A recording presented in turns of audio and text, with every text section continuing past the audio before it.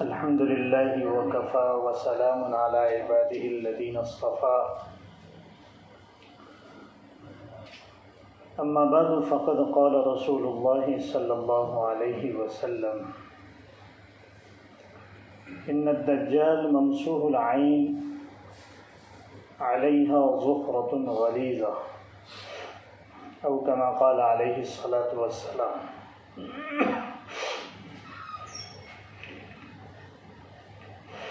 امام مہدی کے تذکرے میں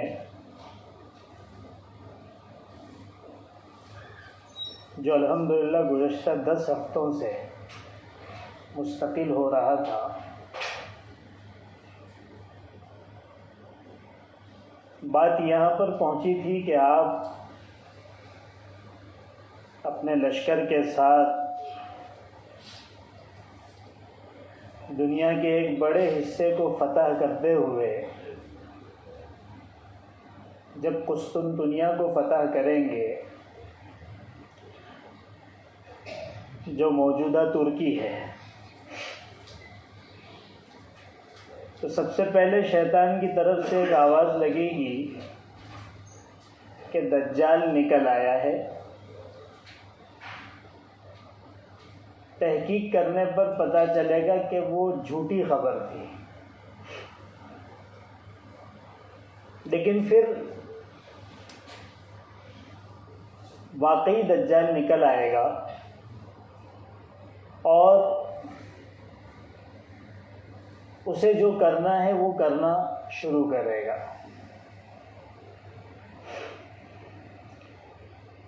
دجال کے متعلق ہمارے نبی حضرت محمد صلی اللہ علیہ وسلم نے ساری باتیں بتا دی ہیں۔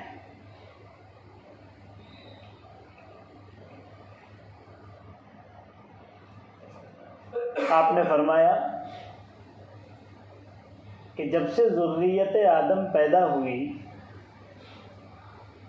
دجال سے بڑا کوئی فتنہ نہیں آیا۔ تو ایک بات تو یہ پتہ چل گئی کہ دجال ایک فتنہ ہے۔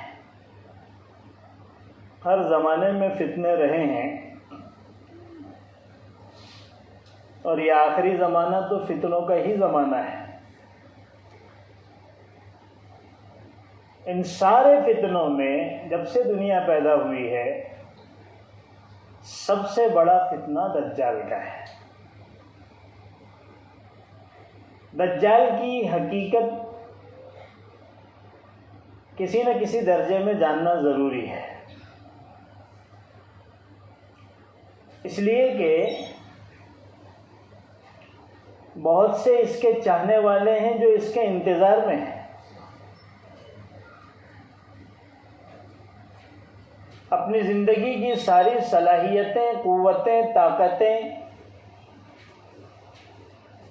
اپنا مال، اپنی جان اس کے انتظار میں اور اس کی تیاری میں لگائے ہوئے ہیں۔ اس لیے کہ ان کے عقیدے کے مطابق یہ ان کا وہ مسیحا ہوگا جو انہیں پوری دنیا پر اقتدار دلوائے گا۔ قوموں کا اپنے بارے میں نظریہ ہوتا ہے۔ یہودیوں کا اپنے بارے میں جو نظریہ ہے وہ یہ ہے کہ وہ اللہ کی منتخب اور سب سے محبوب قوم ہے۔ عزت، اقتدار و سلطنت انہی کا حصہ ہے، دنیا کے وہی مالک ہیں، لیکن کچھ غلطیوں کی وجہ سے خدا کی پکڑ کے شکار ہوئے، لیکن پھر وہ اقتدار انہیں دوبارہ حاصل ہوگا اور ان کا مسیحا آئے گا۔ یہاں سے بحث شروع ہوتی ہے مسیح کی، وہ بھی مسیح کے انتظار میں ہیں، اور دنیا کی دوسری آسمانی کتابوں کے ماننے والے حق مذاہب بھی مسیح کے انتظار میں۔ اس وقت دنیا میں 3 مذہب آسمانی مذاہب کہلاتے ہیں۔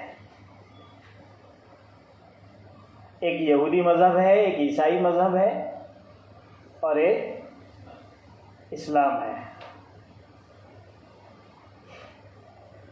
یہ خدا کو مانتے ہیں، خدا کے نبیوں کو مانتے ہیں، کتابوں کو مانتے ہیں، تقدیر کو مانتے ہیں، جنت جہنم کو مانتے ہیں، آخرت کو مانتے ہیں۔ ٹھیک ہے، انہوں نے تبدیلیاں کر دی، تحریف کر دی، بہت سارے احکام کو بدل دیا، لیکن جو دین و مذہب کی بنیادیں ہیں کہیں نہ کہیں سے وہ جڑے ہوئے ہیں۔ وہ بھی اپنی آسمانی کتابیں تالمود کی شکل میں، تورات کی شکل میں، انجیل کی شکل میں، اب چاہے وہ انجیل یوحنا ہو یا کوئی اور انجیل ہو، آپ کے سامنے پیش کرتے ہیں کہ ہم اس کے حساب سے چلتے ہیں، اس کی تلاوت کرتے ہیں، اس کو پڑھتے ہیں، اس کو اللہ کی کتاب مانتے ہیں۔ اور اسلام تو ہے ہی مذہب حق۔ تو تینوں جو ہے وہ مسیح کے انتظار میں ہیں۔ ہر ایک کا عقیدہ ہے کہ مسیح آنے والے ہیں۔ نام ایک ہونے کے باوجود شخصیتیں الگ الگ ہیں۔ مسلمان جس مسیح کے منتظر ہیں وہ حضرت عیسیٰ اعلیٰ نبینا و علیہ الصلوۃ والسلام ہیں، جن کے بارے میں قرآن نے یہ شہادت دی کہ وہ آخر زمانے میں آنے والے ہیں۔ اللہ کے رسول کی حدیثیں بھری پڑی ہیں حضرت عیسیٰ کے دوبارہ دنیا میں تشریف لانے کے تعلق سے، اور یہی نظریہ عیسائیوں کا بھی ہے۔ لیکن دونوں نظریوں میں تھوڑا سا فرق ہے، لیکن وہ بہت بڑا بھی فرق ہے۔ عیسائیوں کا عقیدہ یہ ہے کہ حضرت عیسیٰ کو یہودیوں نے سولی پر چڑھا دیا اور وہ مصلوب ہو گئے، مر گئے۔ پھر اللہ تبارک و تعالیٰ دوبارہ عیسائیوں کو دنیا پر حکمرانی اور اقتدار دلانے کے لیے اور ان کو ساری قوموں پر برتری دلانے کے لیے دنیا میں بھیجیں گے۔ تو وہ عقیدہ رکھتے ہیں حضرت عیسیٰ کے سولی پر چڑھائے جانے کا، اور جب کسی کو سولی پر چڑھایا جاتا ہے تو ظاہر سی بات ہے وہ مر جاتا ہے۔ اسی وجہ سے صلیب ان کے یہاں پر بہت بڑا مذہبی نشان اور علامت ہے، کیونکہ پورا عقیدہ ہی اس کے اوپر ہے۔ جبکہ مسلمان کا عقیدہ قرآن بیان کرتا ہے وَمَا صَلَبُوهُ وَمَا قَتَلُوهُ وَمَا صَلَبُوهُ وَلَكِنْ شُبِّهَ لَهُمْ۔ یہودی اپنے مقصد میں کامیاب نہیں ہو پائے، نہ وہ انہیں قتل کر پائے اور نہ ہی انہیں سولی دے پائے۔ قرآن نے اس عقیدے کو واضح کر دیا کہ حضرت عیسیٰ زندہ آسمان پر اٹھا لیے گئے، انہیں سولی نہیں دی گئی، انہیں قتل نہیں کیا گیا۔ پھر قرآن کہتا ہے کہ وہ دوبارہ دنیا میں آئیں گے۔ وہ تو زندہ ہے پہلے آسمان پر، اور ایک وقت آئے گا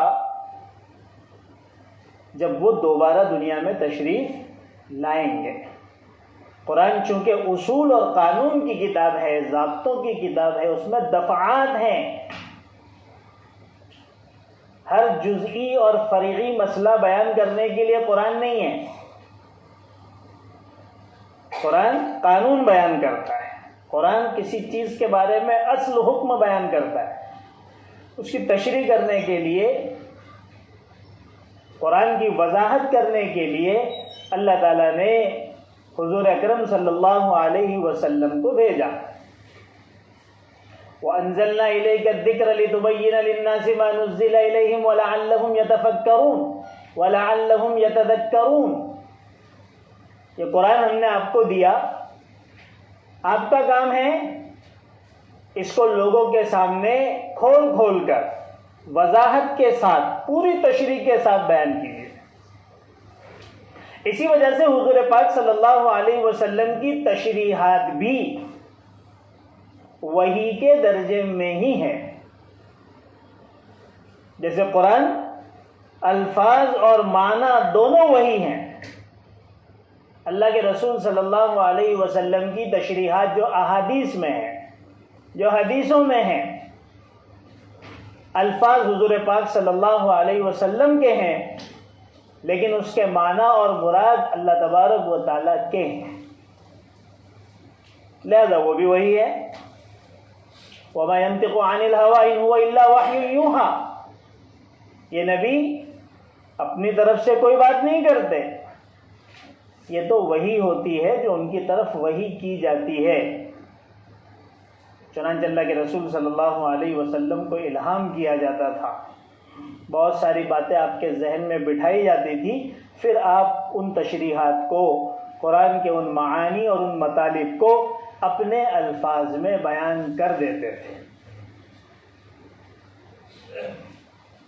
تو قرآن نے مسلمانوں کا عقیدہ جو بیان کیا حضرت عیسیٰ کے تعلق سے، وہ یہ ہے کہ حضرت عیسیٰ کو سولی نہیں دی گئی، حضرت عیسیٰ کو یہودی قتل نہیں کر سکے، ولیکن شبہ لہم، یہودیوں کو ہی شبہ میں ڈال دیا گیا۔ مفسرین نے اس آیت کے اس ٹکڑے کی تفسیر یہ کی ہے کہ یہودیوں کا جو جتھا حضرت عیسیٰ کو سولی دینے اور قتل کرنے کے لیے ان کے مکان میں گھسا تھا، اللہ تبارک و تعالیٰ نے حضرت عیسیٰ کو تو فرشتوں کے ذریعے سے آسمان پہ اٹھا لیا، اور انہی میں سے ایک شخص کی شکل حضرت عیسیٰ جیسا کر دی، لوگوں نے اسی کو پکڑا اور سولی پہ چڑھا دیا، ولیکن شبہ لہم۔ تو قرآن جو ہے بار بار قرآن میں ہی کہتا ہے کہ پچھلی باتوں کی ہم وضاحت کرتے ہیں، پچھلے لوگوں کے اختلافات جو ہیں اس کو صاف کرتے ہیں۔ تو یہ تو پرانے زمانے سے چلا آ رہا ہے کہ حضرت عیسیٰ کو سولی دے دی گئی، قرآن نے آ کے واضح کر دیا نہیں سولی دی گئی۔ تو پھر وہ جو قتل کیا گیا اور سولی پر چڑھایا گیا شخص کون تھا؟ قرآن کہتا ہے وَلَكِنْ شُبِّهَ لَهُمْ، تمہارے میں سے ایک آدمی کو بنا دیا حضرت عیسیٰ جیسا، اور اسی کو تمہارے لوگوں نے ہی چڑھا دیا سولی پر۔ تو مسلمان بھی انتظار کر رہے ہیں اور عیسائی بھی انتظار کر رہے ہیں، دونوں کی شخصیت ایک ہی ہے، لیکن اس شخصیت کے تعلق سے نظریہ الگ ہے۔ عیسائی کہتے ہیں کہ حضرت عیسیٰ کو سولی دی گئی، لہذا وہ وفات پا گئے، اللہ پھر بھیجے گا۔ مسلمان کہتے ہیں کہ نہیں، حضرت عیسیٰ زندہ ہیں، اللہ تعالیٰ نے بحفاظت فرشتوں کے ذریعے انہیں آسمان پر اٹھا لیا، وہ بھی حیات ہیں، ان کے اوپر موت سرے سے طاری ہی نہیں ہوئی، اور پھر وہ آخر زمانے میں آئیں گے۔ حضور پاک صلی اللہ علیہ وسلم نے اس کی پوری تشریح بیان کی، آنے کی کیا شکل ہوگی، وقت کیا ہوگا، کیا پہنے ہوئے ہوں گے، اس وقت حضرت عیسیٰ کی حالت کیا ہوگی، کن لوگوں میں اتریں گے، اور پھر کیا کارنامے انجام دیں گے۔ یہ ساری وضاحتیں حضور پاک صلی اللہ علیہ وسلم نے فرمائی، جو آپ کا منصب تھا، آپ کا کام تھا۔ اور ایک مسیح کا انتظار یہودی بھی کر رہے ہیں، نام ہر ایک مسیح رکھتا ہے، آپ بھی کہتے ہیں حضرت عیسیٰ مسیح، عیسائی بھی کہتے ہیں جیزس مسیح، اور یہودی بھی کہتے ہیں ہمارا مسیح، لیکن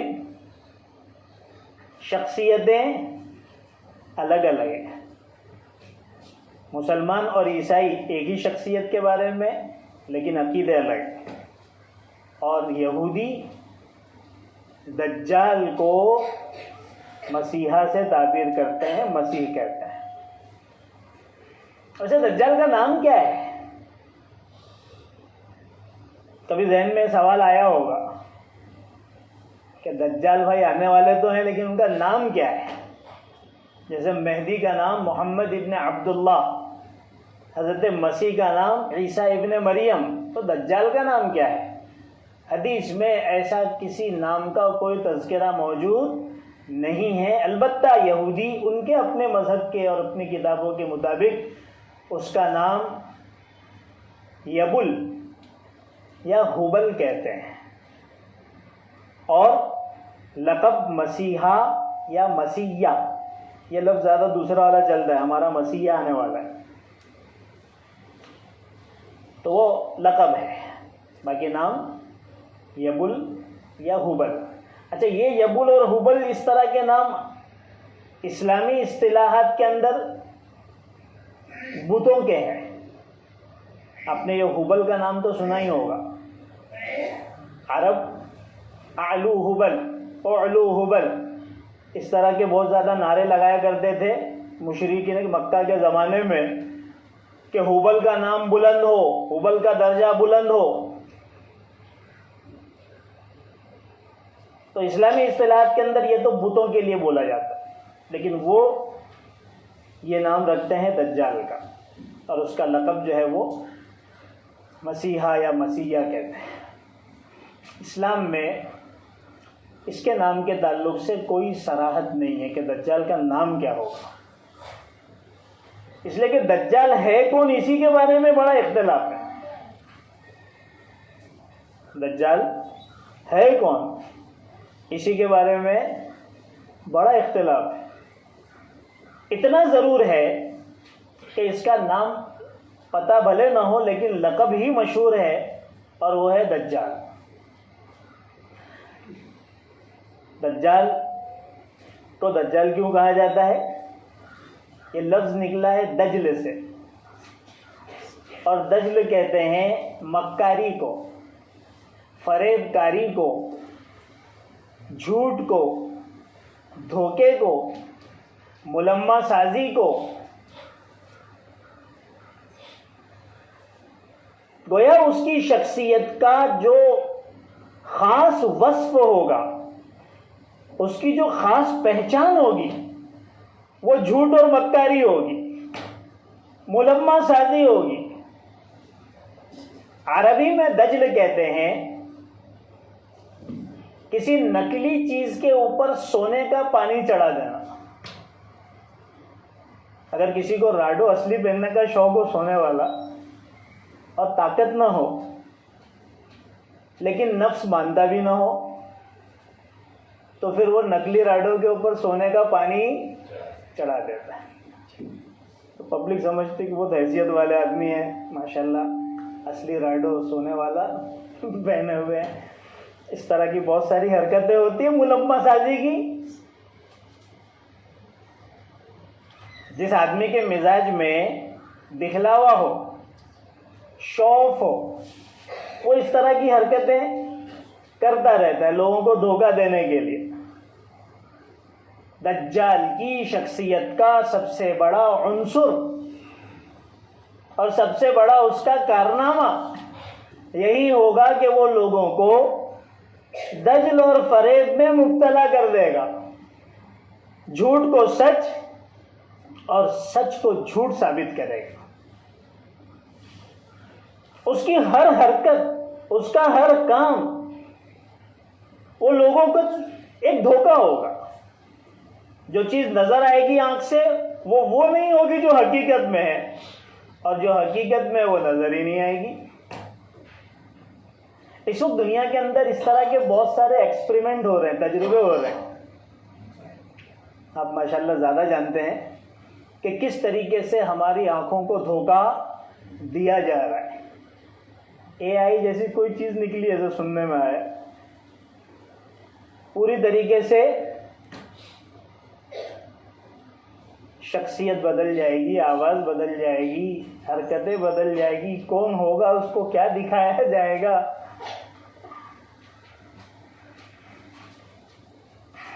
تو دجال کو دجال کہتے ہی اس میں کہ یہ دنیا کا سب سے بڑا فتنہ ہوگا. اور یہ بھی سن لیجئے کہ اس کے شکار سب سے زیادہ یہود و نصارہ اور جو بیچارے ایمان سے محروم ہیں وہ تو اسی کے گروہ میں ہوں گے. وہ تو ویسے ہی چمتکاری کو ہی سب سے بڑی کامیابی کی دلیل سمجھتے ہیں اور کسی کے حق ہونے کی دلیل سمجھتے ہیں. چمتکاری لوگ چاہیے. ہمارے مسلمانوں میں بھی 21ویں صدی کے اندر جو علم کا اور ایجوکیشن کا اور تعلیم کی صدی کہلاتی ہے کہ ہر طرف یونیورسٹیاں ہیں اور ہر طرف اسکول ہیں اور پتہ نہیں تعلیم کے کیسے کیسے انتظامات ہیں, اس کے باوجود اس 21ویں صدی میں مسلمانوں کا ایک بہت بڑا حلقہ اور ایک بہت بڑا طبقہ آج بھی چمتکاری باباؤں اور چمتکاری لوگوں کے پیچھے ہی چلتا ہے. تو یہ مزاج جو ہے یہ مسلمانوں کے لیے بہت خطرے کی گھنٹی ہے, کیونکہ دجال تو ہوگا ہی سب سے بڑا چمتکار, دجال تو ہوگا ہی سب سے بڑا چمتکاری. تو جس کا مزاج چمتکار کی طرف جھکنے کا ہوگا وہ دجال کے آرام سے پیروکار بن جائے گا. اور وہ لوگ جو صرف ایکیڈمک ایجوکیشن رکھتے ہیں, جن کا دین سے کوئی تعلق نہیں, نام کے ہیں مسلمان, جمعہ بھی پڑھتے ہیں, عید میں بھی نظر آتے ہیں, لیکن دین سے, دینی علم سے, اللہ اور اس کے رسول کے کلام سے واقفیت نہیں ہے, معلومات نہیں ہے. تو موجودہ جو ایجوکیشن ہے نا وہ انسان کو عقلیت پسند بناتا ہے, یعنی عقل سے سوچنے والا, عقل سے سمجھنے والا اور جو چیز عقل میں آئے اس کو ماننے والا بناتا ہے. آپ چاہے مانیں یا نہ مانیں, یہ ایجوکیشن کی خاصیت ہے. چنانچہ آپ دیکھیں گے کہ بہت سارے دینی اور اسلامی احکام اور معاملات میں ہمارے پڑھے لکھے مسلمان یہ کہتے ہوئے نظر آتے ہیں کہ ہماری عقل میں یہ بات آتی نہیں ہے. یہ ہے عقلیت پسندی. جیسے میں اس کی مثال دیتا ہوں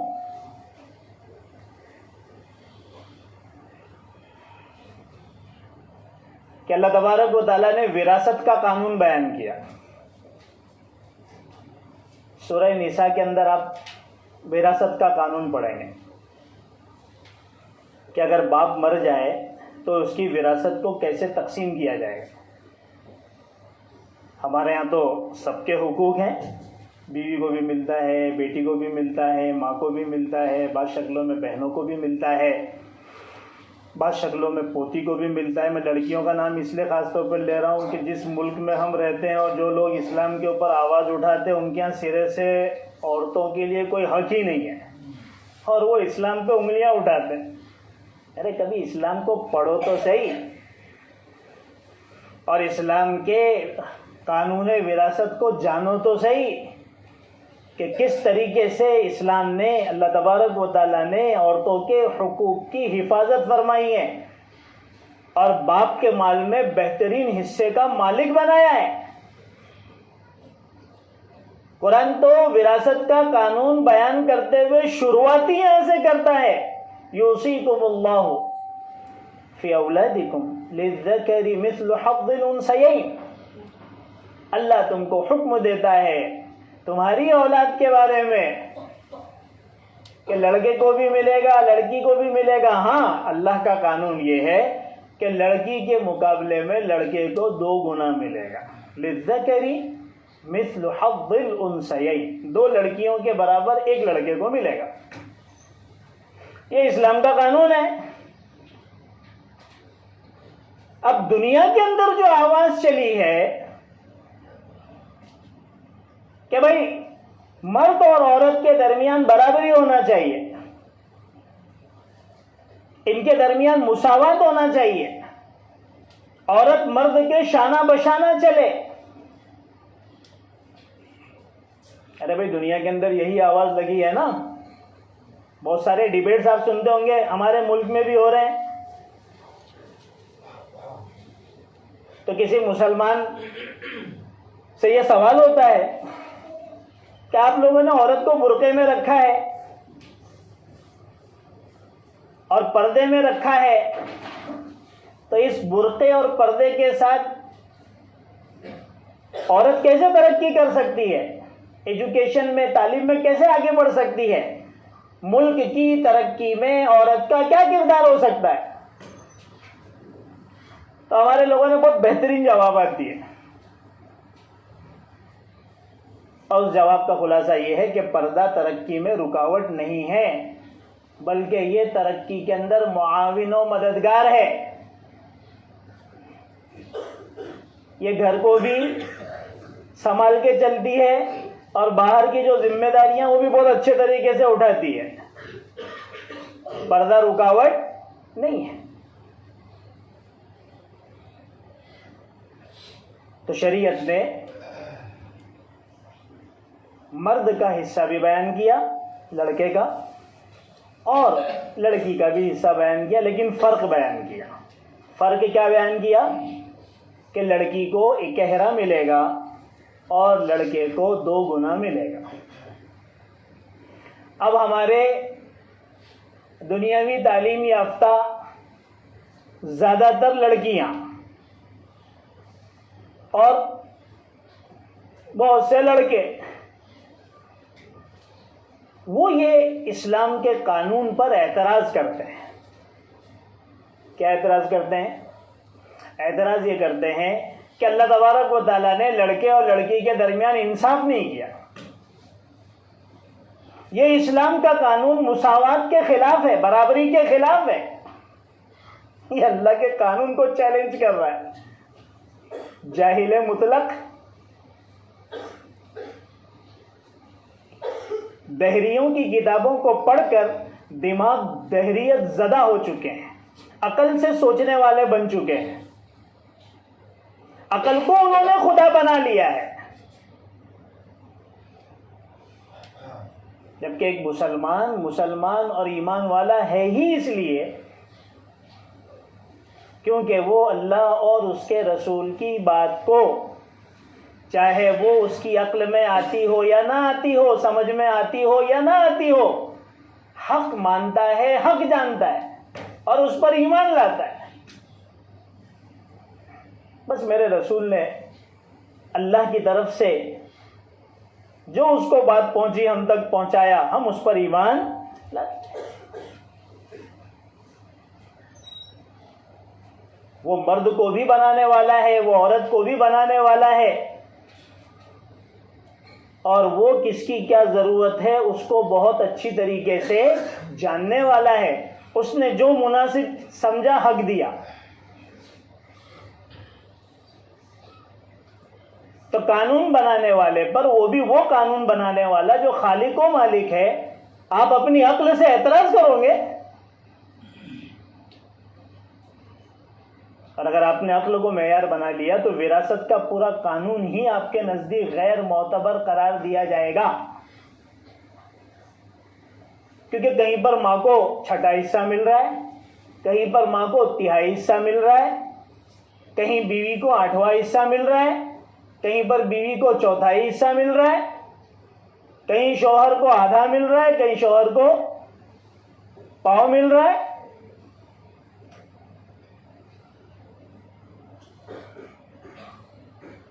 تو آپ تو ہر جگہ اعتراض کرو گے کہ ایسا کیسے ہو گیا، ماں کو اتنا کم کیوں مل رہا ہے، بیوی کو ایسا کیوں مل رہا ہے. ارے بھائی، جس نے قانون بنایا، جو ہماری ضرورتوں کو بہت اچھی طریقے سے ہم سے زیادہ جانتا ہے اور جس کو پورا اختیار ہے، وہ جو چاہے قانون بنائے، اس نے بنایا.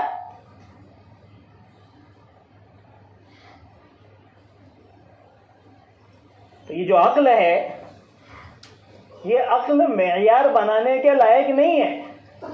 عقل کو جنہوں نے معیار بنایا، میزان بنایا، تھرمامیٹر قرار دیا، وہ گمراہ ہو گئے. تو جو مسلمان عقل پرست ہوں گے، جو مسلمان عقل پرست ہوں گے، ان کی اکثریت دجال کی تابع دار ہوگی. کیونکہ وہاں تو سب عقل والی ہی چیزیں ہوگی، اور ایمان اور ایمانیات چلتے ہیں عقل کے پیچھے. اس وجہ سے بہت زیادہ ضروری ہے کہ دنیاوی تعلیم کے ساتھ دینی تعلیم کو بھی اختیار کیا جائے، اس کو بھی پڑھا جائے، اس کو بھی سمجھا جائے، اس کے لیے بھی وقت نکالا جائے، اپنے بچوں کو پڑھایا جائے. یہ بہت ضروری ہے، کیونکہ بہت ممکن ہے کہ بجلد یا بدیر دجال آپ کے ملاقات کے لیے حاضر ہو جائے. دجالی تہذیب تو اس وقت دنیا پر حکومت کر ہی رہی ہے، اب خالی اس کے آنے کا انتظار ہے، دیر ہے. تو ہماری بات یہ چل رہی تھی کہ اسلام میں اس کا نام بیان نہیں کیا گیا، البتہ اس کا جو لقب ہے دجال، اسی سے وہ مشہور ہے، اس کو بیان کیا گیا ہے. حضور پاک صلی اللہ علیہ وسلم نے اس کے حلیے کو بھی بیان کیا. کچھ ایسے واقعات پیش آئے جس کے ذریعے سے اس کے مقام کا بھی کچھ اندازہ ہوتا ہے کہ وہ کہاں ہے اور وہ دنیا میں کس طرح سے فتنہ مچائے گا، کہاں کہاں جا پائے گا، کون سے علاقے ایسے رہیں گے جو محفوظ رہیں گے اس کے فتنوں سے، اس کا ساتھ دینے والے کون ہوں گے، اس کو اللہ تبارک و تعالیٰ کی طرف سے کیا کیا طاقتیں دی جائے گی. ان سب چیزوں کا تذکرہ اجمالاً و تفصیلاً حضور پاک صلی اللہ علیہ وسلم نے بیان کیا ہے. انشاءاللہ اس کو آئندہ بیان کریں گے. اللہ تعالی ہم سب کو دجال کے فتنوں سے محفوظ فرمائے. سبحان اللہ.